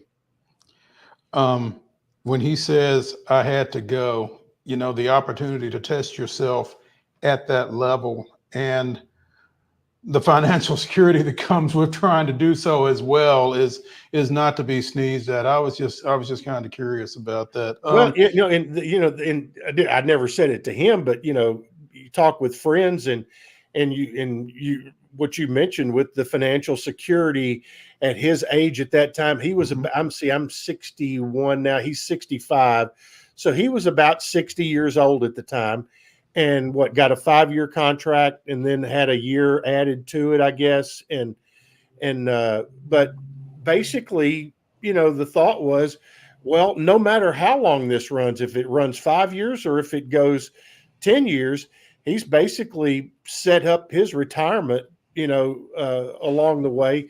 He's still going to do, he says he's going to do some TV this year for the SEC network. He'll be great. And also, he's an inside the college basketball guru with our buddy Chris Childers on Sirius XM, and he'll be on there 2 or 3 times a week during college basketball season.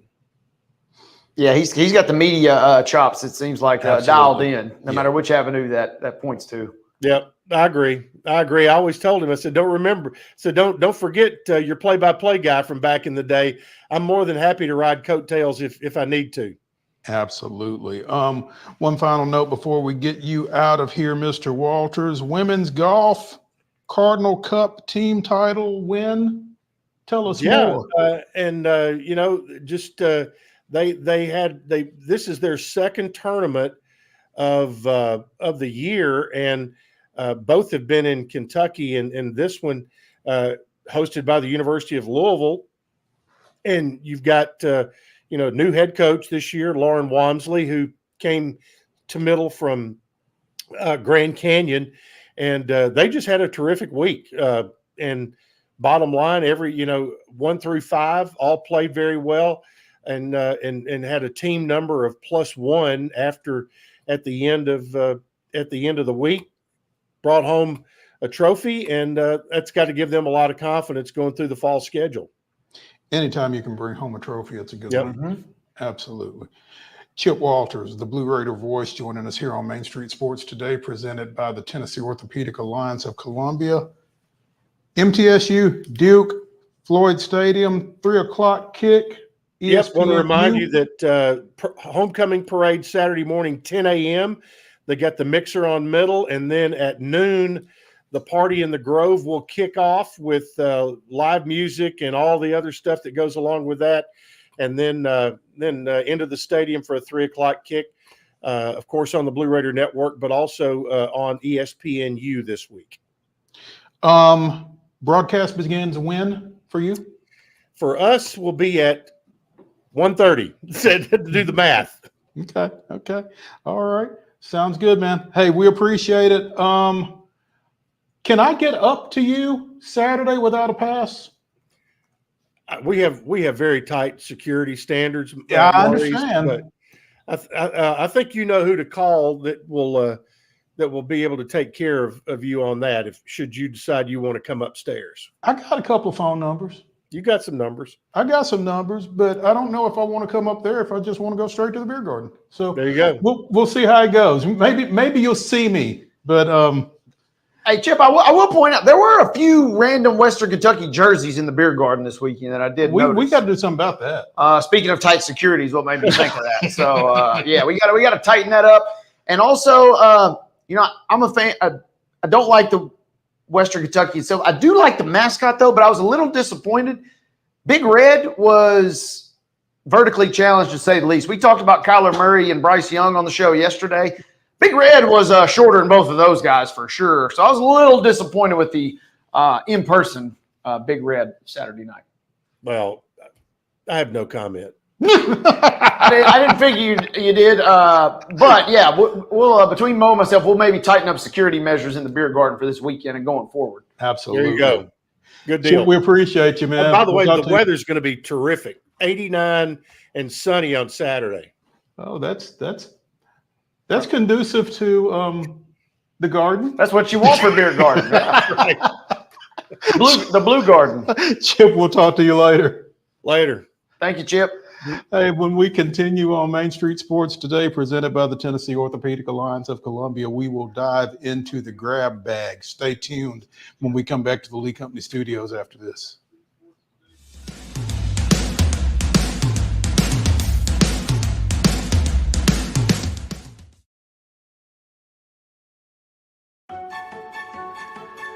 So, you want to be a part of the Busy Bee team, huh?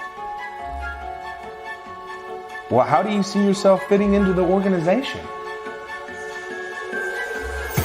Oh, I get it. You want to be a weather bee.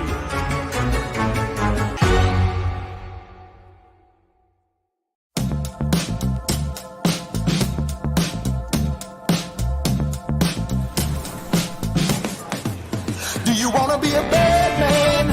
Yes, you do. Do you want to taste sweet salvation underneath the summer moon? Do you need another hand now? Yes, you do. Go see Miss Josie down on Columbus Avenue. All right, Columbus Avenue.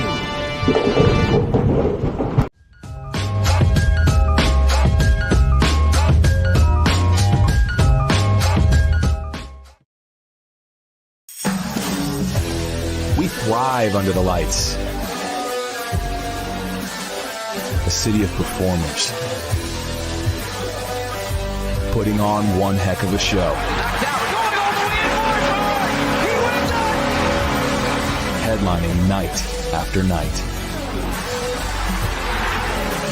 Welcome to Smashville.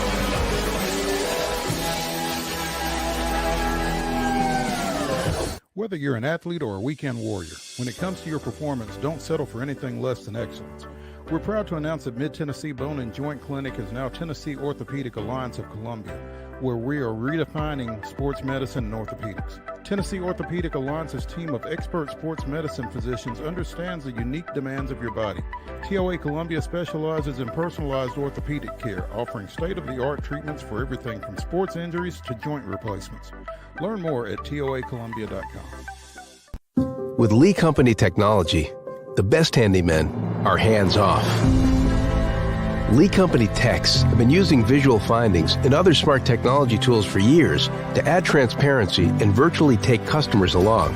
You see what we see, whether we're in a crawl space or on a roof. With Lee Company, technology helps us help you, no matter what's happening in the world or at your house. Jones & Lang Sporting Goods here in Columbia has been outfitting teams, officials, and anybody else from T-ball to college for 50-plus years. Be sure and check them out at 931-388-8060 or online at jonesandlang.com. Jones & Lang Sporting Goods, the look of a winner. Zion Christian Academy, zioneagles.org or 931-388-5731. You can schedule your appointment. Go tour their campus. It is beautiful over there, and you're definitely going to want to see it. Again, it's zioneagles.org. Give them a call, 931-388-5731, and schedule your tour today. Piggly Wiggly, located in Neely's Mill Shopping Center, is Columbia's locally owned and operated Cost Plus 10 grocery store dedicated to serving the community with low prices and smiling faces. Piggly Wiggly offers fresh, hand-cut meats daily, as well as daily hot plate lunches from their deli counter. You're certain to see smiling faces and a helping hand when you're here at Piggly Wiggly. Come by and check out our fresh produce, high-quality meats, and more. Down home, down the street, we'll see you at the Pig. He shoots, and he scores!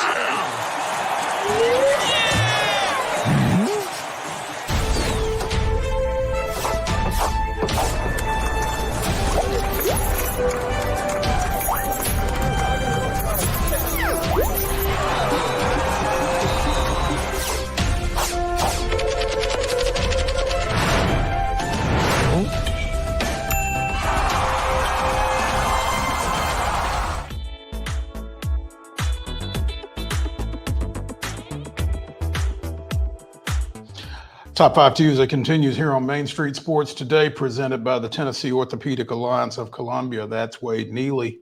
I'm Maurice Patton. Let's get into the grab bag. Wade, you said you were riveted to the Atlanta-Philadelphia game last night for reasons still unknown.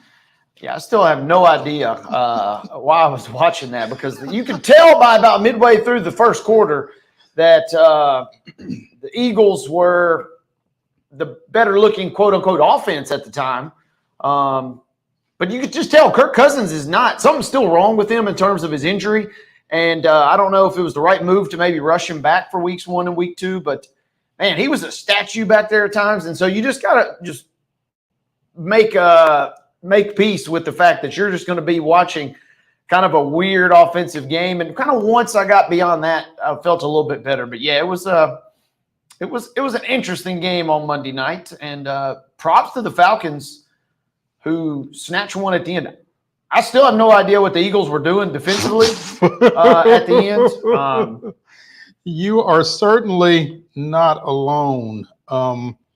Why they threw that ball to Saquon out in the flat for him to not catch it seems to be a point of consternation for a number of folks across the National Football League viewing audience. Yeah, but it was crazy, right? So I mean, they could have finished it there, and then they elect to kick the field goal. Could have potentially gone for it and ended the game basically right there with a first down or touchdown.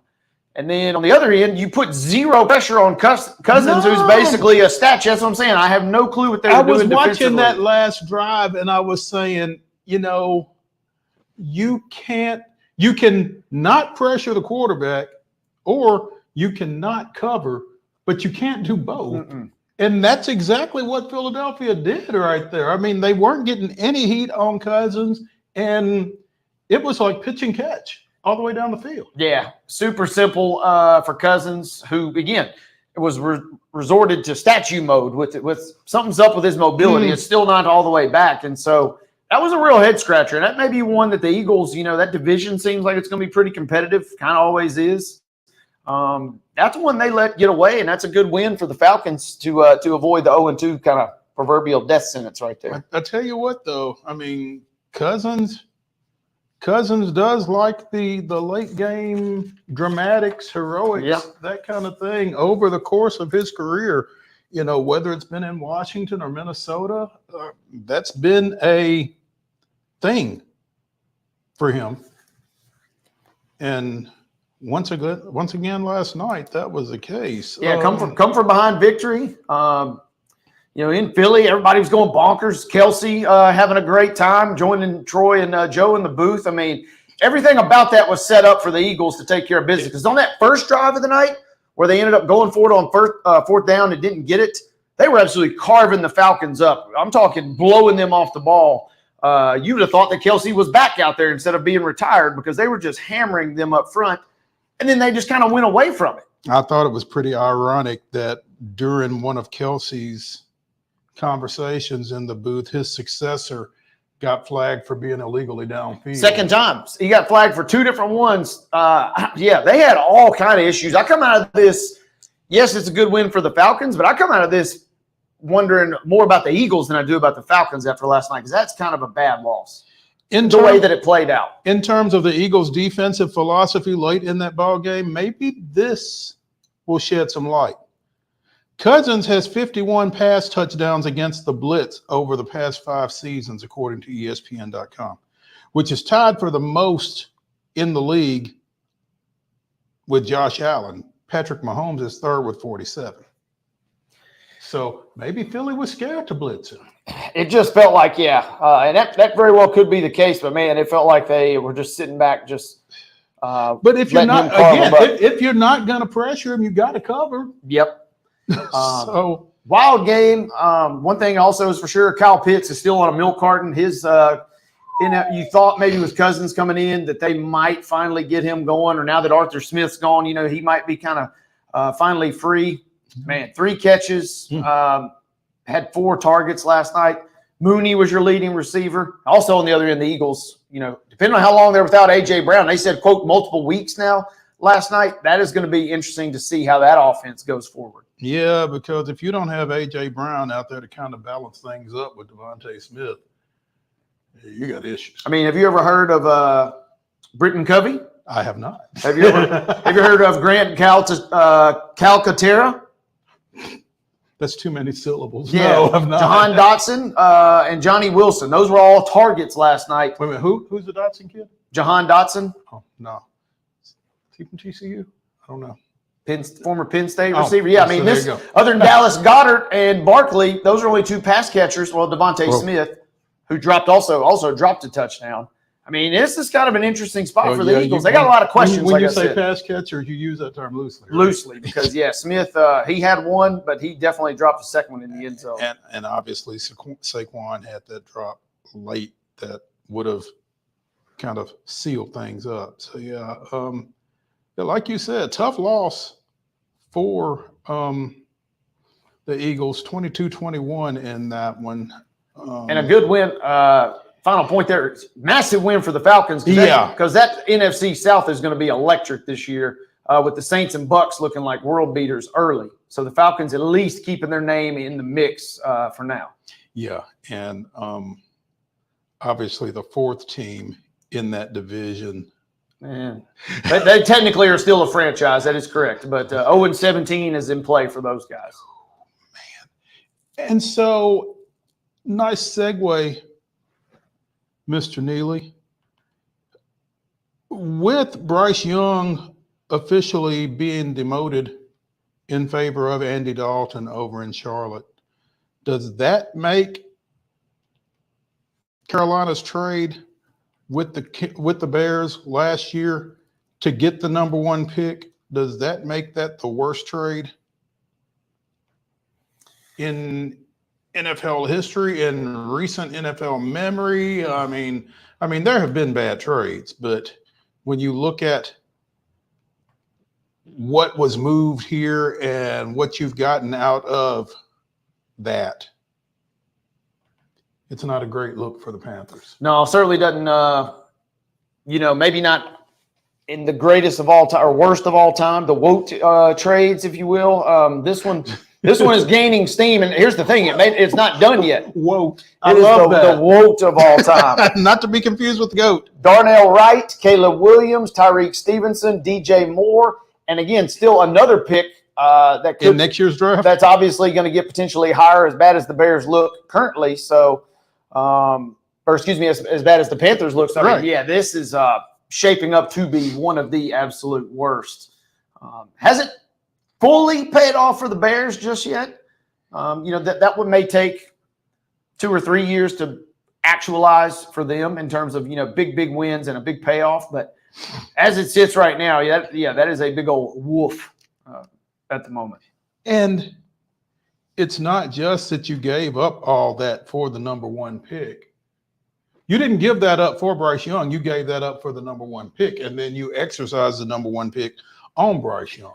Yep, and like we discussed on the show yesterday, every game that C.J. Stroud continues to play well, man, that makes it look even worse for the Panthers at this moment. It is rough. But, David Tepper, I mean, he's got a weird relationship with that fan base over there, and they are off the bandwagon, to say the least. And like I said, I don't think they'll slip up and win a game at some point. They won't go 0-17 and set a new level of ineptitude past the lines from 0-16. But they'll slip up and win one, but they ain't gonna be more than two. I don't feel like this year. Goodness gracious. Adding insult to injury or injury to insult for the Badgers of Wisconsin, not only did they take a 42-10 beating at Camp Randall from Alabama on Saturday, but they lost their starting quarterback, Miami transfer Tyler Van Dyke. Apparently his injury early in that game was a torn anterior cruciate ligament in his right knee. He is done for the year. Yeah, and mentioned it at the end of our show Friday. Wisconsin's in a weird state of flux right now. They're not your traditional absolutely hammer it and run the ball. Ron Dane is not walking through that door.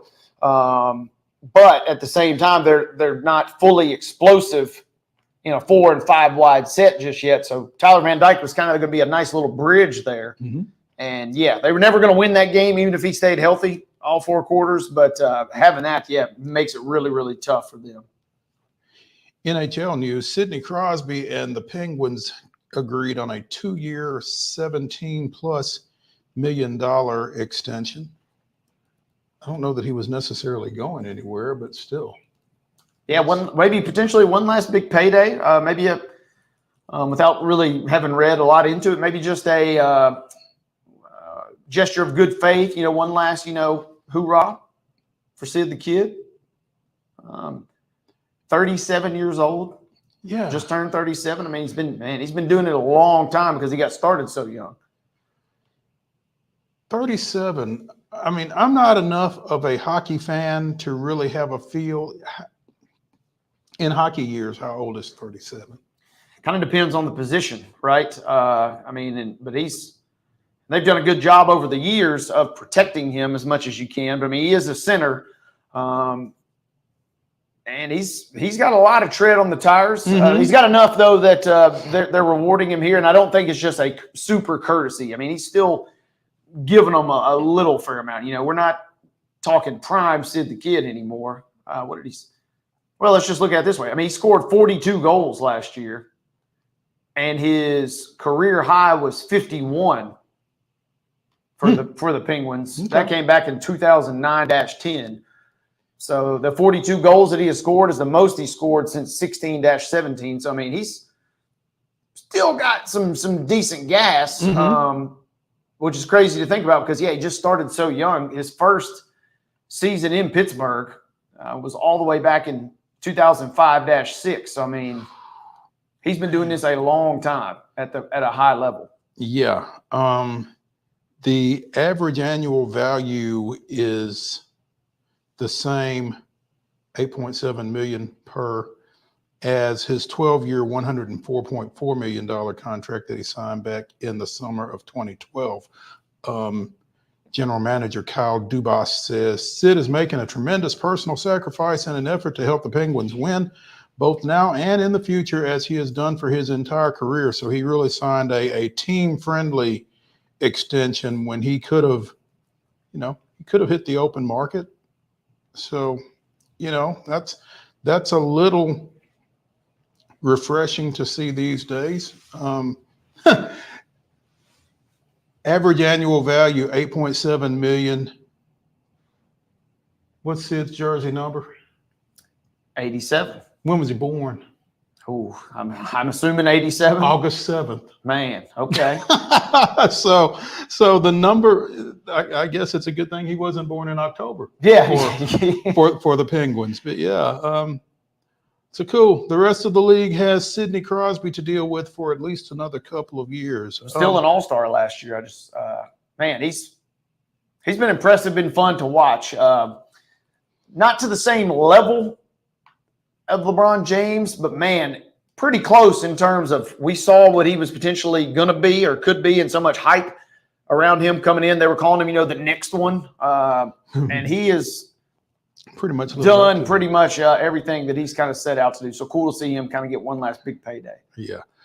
WNBA playoffs are looming. 2 games remaining in the regular season for all 12 teams. 2 have been eliminated from playoff contention. 7 have clinched playoff berths. Chicago, Atlanta, and Washington in the mix for 1 spot. Chicago plays at Atlanta tonight. Washington hosts the Liberty tonight. Who do you think grabs his 8th and final postseason berth? Because they're all tied at 13 and 25 right now. Yeah, and I've just got the odds pulled up here on ESPN. The Dream are your favorite. The Mystics at 48.9%. The Mystics are at 34.5%. And the Sky are 16.6%. It just feels like the Sky have just totally lost their identity with Angel Reese going out. Mm-hmm. I don't know. Give me the Mystics, because a couple weeks ago they were clearly the last team in the East, and they've kind of just picked themselves up off the mat a little bit. So maybe they're riding a little bit of a heater. We talked yesterday that the schedules are all kind of gross for all 3 of these teams, except for the the head-to-head matchup still to come. But I think it'll be a fun little unique way to end the season after all the attention we've given to the star power and the star teams. Now we have a battle at the very end of the season to see who gets the 8th spot. You know what? I would love to see the Dream do it with former Bradley Central standout Ryan Howard, but with Angel Reese down, Isabel Harrison from Hillsborough has taken on an additional or an expanded role with the Sky, and she has been capable of putting up some nice numbers. And with her and Kennedy Carter, I think the Sky gets it done for the 8th and final spot. Big showdown between them 2 tonight. And it's not on TV, is it? I mean, as we were reading through the rundown, I don't think it League is. Pass, I think. That's unfortunate. Which you might be able to get for free at the moment, late in the season. I think I bought it at the start. I think it's like $9 a month. But the Sky at the Dream, I was trying to see if we could pull the odds real quick here. Because, we talked about it yesterday. I think whoever wins this game is in prime position to get it done and go forward. And I just don't like the Mystics' chances against the Liberty either. So, got to feel like they're probably not. Like I said, the Mystics, I'm kind of just pulling for them just because they were squarely in last place a couple nights ago. The Dream are favored by 9.5 in tonight's contest. Oh, wow. So it'll be a good one at 6:30, and then we'll reassess tomorrow, I guess, and see kind of where we are going into Thursday night. Yeah. Looks everybody in action on Thursday night too. So a good way to close it out. And it's like I said, the fact we've had so many debates and arguments and fun conversations all year about star players and then the star teams. It's kind of cool and kind of refreshing that at the end on the final night we get to see who gets to go in the playoffs and get hammered probably in the first round by somebody. By the Liberty. The top 4 will get a bye. Oh, so you at least get a little. The top 4 get a bye. So what is it? 5-8. I believe that's Let me get your. That's interesting. We'll pull up the bracket at some point here because the only reason I know that's because I know the Storm are in a weird spot right now. They're 5th, and Vegas is currently hanging on to that 4 spot to potentially get the bye. Winner of tonight's Sky Dream is not fully guaranteed to qualify. But obviously, as we mentioned, this will give you a massive leg up. Okay. All right. We are going to forego our final commercial and get straight into Top 5 Tuesday, brought to you by Mid-South 5 Fitness 2 fantastic locations, one in Franklin, one in Columbia. Whatever shape it is you're in, Thala Steel will get you in a better one. Check him out at Steel Athletes, STEEL athletes.com. We are on rapid fire for Top 5 Tuesdays, our top 5 college football upsets. Wade, go. Thank goodness, because I don't want to spend any more time talking about this than I have to. Michigan App State. We'll never forget it. And I went to the Michigan-Oregon game the very next week, and they got throttled by Oregon in their house. That was not a pretty time to be a Wolverine fan. I am a little bit of a recency bias victim here, but I'm going to go Northern Illinois and Notre Dame right out of the box. Man, that is a good one. That is a good one. Up next for me, Howard versus UNLV in 2017. Cam Newton's brother and Howard as a 45-point underdog. Defeat Vegas, right? At Vegas. And again, it's not a great UNLV team, but they were a 45-point underdog, the greatest upset in terms of the point spread in college football history. I was in the press box for this one. Memphis 21, You stole them. Tennessee 17 Ooh. back in 1996 when Fulmer was just bound and determined to run the ball, and Memphis's defense said no. Wanted to pick that one. Could have picked that one. Good pull by you. Up next for me, 2007, Stanford versus USC, the second biggest point spread as a 42-point Jim Harbaugh. And maybe, I got to check the counter. Derek Mason may have already still been on the staff then there. But 42 points, they go on the road and beat USC 24-23. Goodness gracious. I'm going to stay orange here. In 2001, Tennessee 34, Florida 32. For the SEC East Championship. Florida was a 17.5-point favorite in the Swamp. Rapid fire, another one. Talk about the Vols. This was a massive upset that helped the Vols. 1998. Is that the right year? Kansas State versus Texas A&M. Michael Bishop and company. Yeah. Woof. Undefeated and get upset in the Big 12 championship. Caused a lot of moving doors. It really did. It absolutely created a lot of postseason chaos. Yes, college football playoff would have been lovely that year, but we were denied. Oh, without question. I'm going to go at number 4 with Louisiana Monroe 21, Alabama 14 during the 2007 season, Nick Saban's first in Tuscaloosa. People still talk about Monroe and Saban. Yeah. People quick to remind Bama fans about that. That's what they should. Fans forget it. They conveniently let that one slide. But yes, I've got a couple. One will have to suffice as an honorable mention. But give me Boise State versus Oklahoma. It was the Fiesta Bowl, so they were good. It wasn't like Boise State was just a Johnny-come-lately. But they were still a decided underdog in that game, and they win it, in the craziest of fashions, going to overtime. Over Oklahoma in 2007, kind of like USC and Stanford. Oklahoma's a 7.5-point favorite in that ball game. Boise Yes, I'm saying not a massive 28-10. upset, but it just felt like a huge upset, even though the spread was not that big. Absolutely. Fifth and final, again, recency bias perhaps, but a little foreshadowing. New Mexico State 31, Auburn 10 last year.